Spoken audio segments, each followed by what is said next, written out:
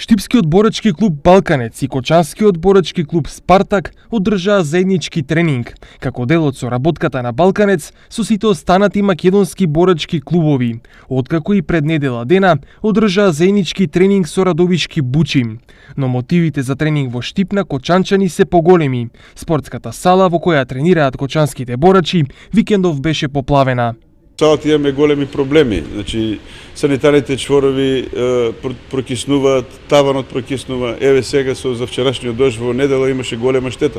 Синоќа деца дојдоа на тренинг и така си заминавме, ја гледавме жалната слика и не можеме ништо да превземеме. 20 години направена, пред некои 7-8 години е вршено реконструкција на кровот и веројатно не е добро и стручно изработен кровот и оттаму прокисна. Но проблематична не е само штетата од поплавата, туку и ризикот од поголеми проблеми. Самиот таван, како што гледате, целиот таван е влажен, има струја што може да се случи опасност, да настане некој поголем проблем.